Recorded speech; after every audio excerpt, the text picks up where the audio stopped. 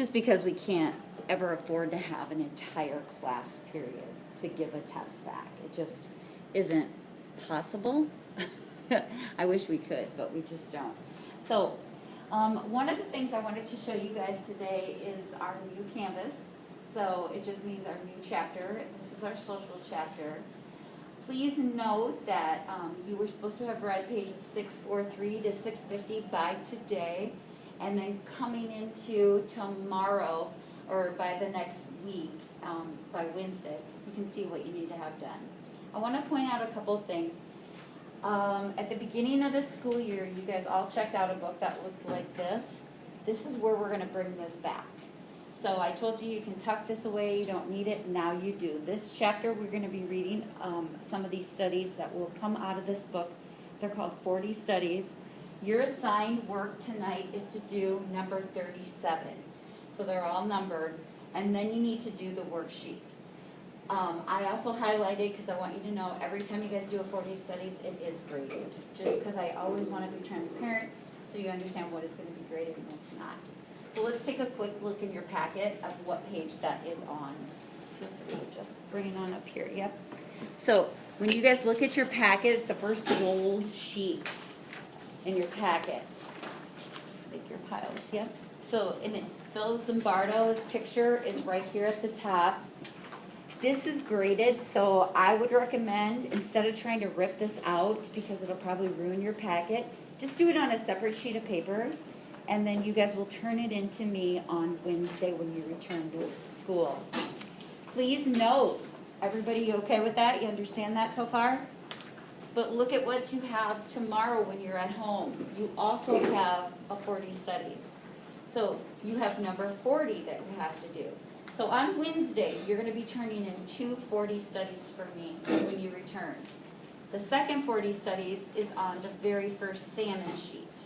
So if you want to bookmark that, you can, so that you know that that's the Milgram 40 studies, number 40. So again, separate sheet of paper, and you're going to turn both of those into me on Wednesday for you guys.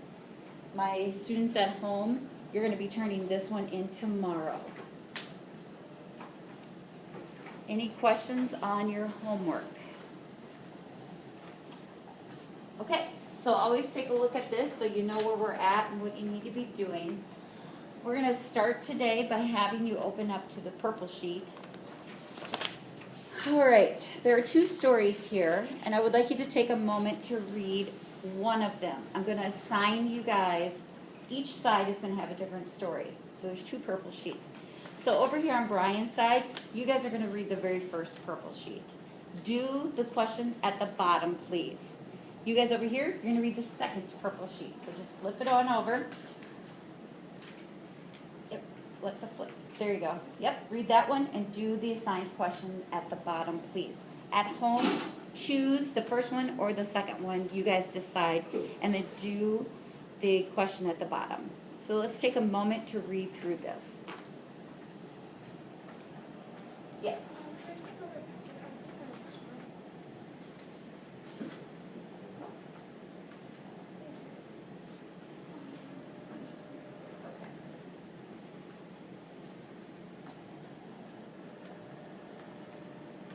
My water bottles, right?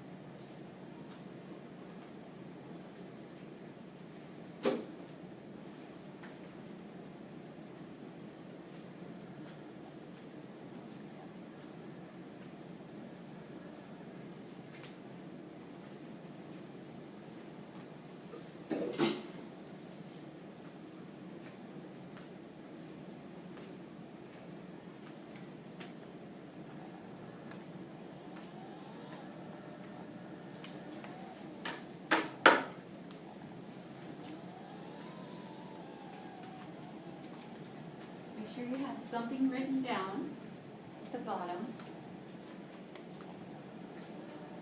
Once you complete your reading.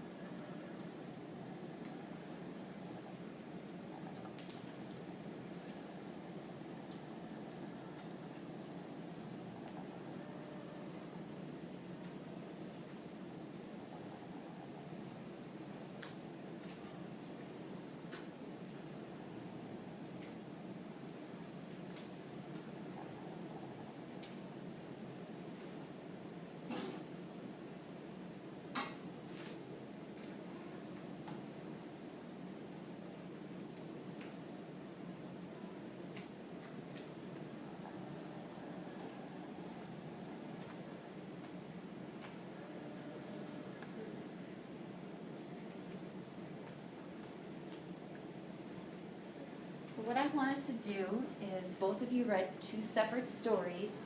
Those of you at home read 1 story.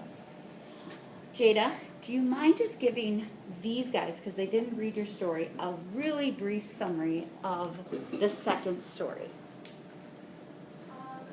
There was, do you want me to say like the characters as well? Sure. There was 6 characters, a husband, 2 lovers, 2 secret lovers, the captain of the boat, and like the killer or the highwayman. Yep. The wife was cheating on her husband, and she had to take a boat in order to get to her secret lovers. Couldn't pay for the boat to get back before her husband found out, and she ended up getting killed by the highwayman. Perfect. So she was cheating on her husband. She needed to get back. She ended up getting killed. That was the second story. What about you guys over here? What did you say? What is the difference between yours, Adam, and theirs? Instead of lovers, it's about a woman who goes from work and has a quarrel with 2 workmates, and instead of it going back on husband, she has to go back to pick up her kids from a babysitter, Yes. and she dies by a highwayman. Yeah, the death is the exact same way. The purpose of why they are there is different. Here, she is going to work, she's got to pick up her kids. Here, she's cheating on her husband. See the difference between the two? I'm going to point to every one of you, and you're going to tell me who the number 1 person was you said was responsible. Okay, so at home, think about that too. Jackson, what'd you say? Oh my God, first. I said wife, but then I switched it to husband. Okay, Jada? I said the wife. Wife? Sophie? Wife. Wife? Lexa? Wife. Wife. Over here. We'll start with you, Adam. I had wife and then switched it to highwayman. Okay, Brian? I did wife and switched to highwayman. Okay, Lily? I did wife and switched it to highwayman. And you had highwayman. It's interesting. Why did you all switch it? Because the highwayman was the one who actually killed her. If So he then why wasn't did you there, put she down killed her. wife? Because she's the one she kind of brought it upon herself by being mean to the coworkers, not getting money, forgetting her money for the boat and all that. Okay, and so I am very appreciative that you said she kind of brought it upon herself, and that was your first train of thought. And then actually, as you thought about it, you're like, okay, but this person murdered her. Over here, train of thought, why the wife? Jackson, were you the one that switched? Yeah, I said wife at first. It's like the same thing. I was like, well, she's the one cheating on him with people and then breaking it off right away. So it's like kind of her fault, but at the same time, like he's the one that killed her. So He's the one that killed her. So the fact that she cheated on them she brought that on herself, but she didn't kill herself. He killed her. This is the first term you're learning about in our particular unit for social psychology. This story, she's painted more as a victim. She's going to work, she's getting her kids.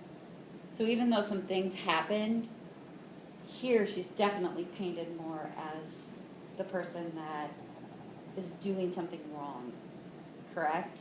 In our moral standards, where most people in society would say, you know, cheating on your husband is not correct, or vice versa. Here, she's really trying to make a living, doing some right things, making some bad choices. The word that we're describing is on the board. Notes. We are going to be taking some notes, guys. Last chapter we didn't take as many.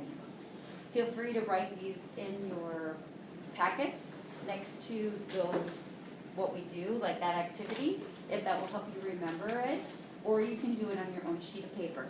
If you're not a note taker and you can just sit and listen, I will never criticize you unless you don't do well on a test, okay? So if you're somebody that can just absorb it, you know, that's just your style. So the word here is just world hypothesis. And it states exactly what you were saying, Brian. Sometimes bad things happen, but people bring it on themselves. They deserve it. Bad things happen to bad people. Bad things don't tend to happen to the good in our world. And if it does, it's very unfortunate. But we can have two behaviors, the same behavior of killing in this case. But in one story, she's much more logical because she's like, okay, I'm trying to do what's right. I just made some bad choices. Whereas in this story, she was definitely seen as not the victim, but the person that brought it on herself. So here's the definition. It makes you feel better about the world to keep your anxiety levels down. All right? We try to live in a denial world when we see bad things happening. So we try to justify it in our brain somehow. Can anybody, as you're writing and thinking, and anybody at home too, can you guys think of where else this has happened in our society besides just a killing? Like this was an extreme case. Anybody think of another example where we tend to say they kind of had it coming for them?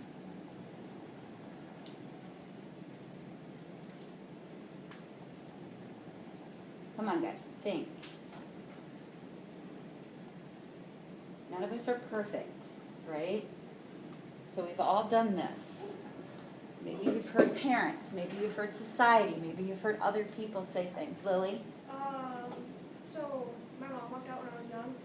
A couple years later, she ended up getting left by the guy she left us for, and she was all by herself. Okay.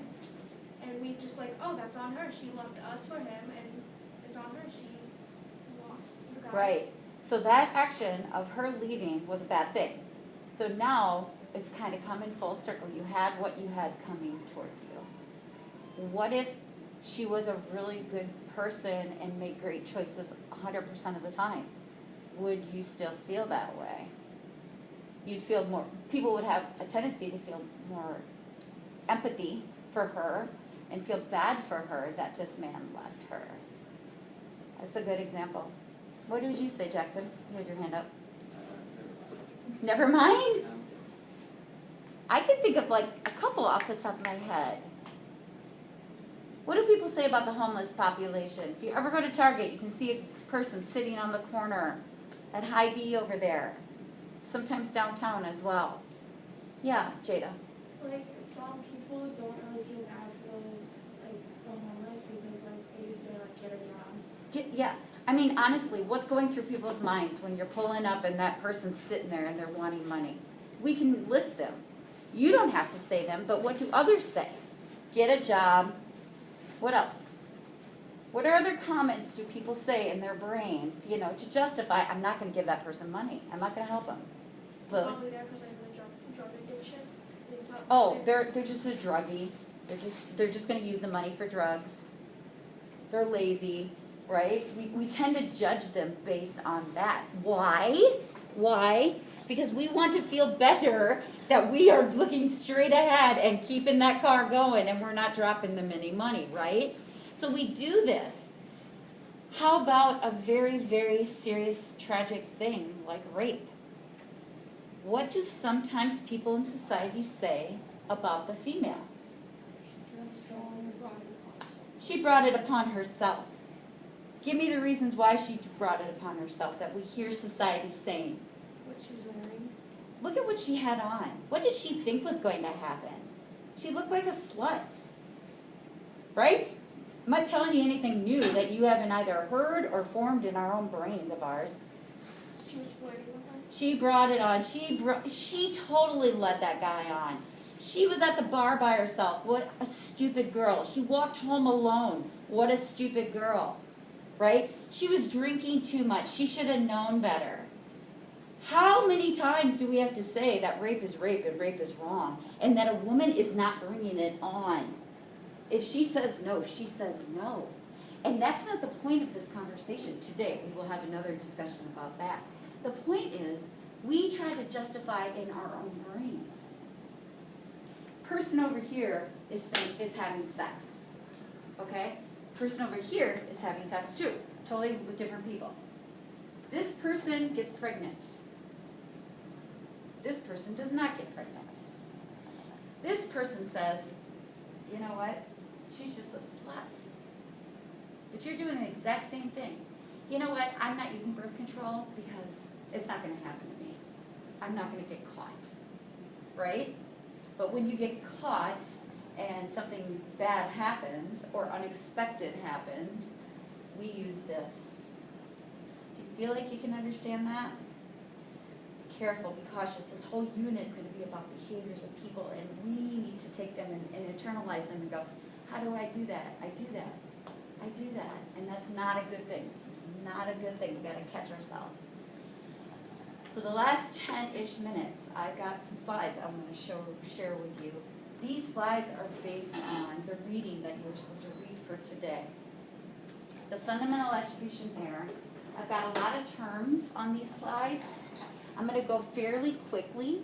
Stay with me. Ask me questions. But all of this PowerPoint is on Canvas. Okay, so that you guys can go back through it and be like, oh, okay, she was just flying through this a little too fast.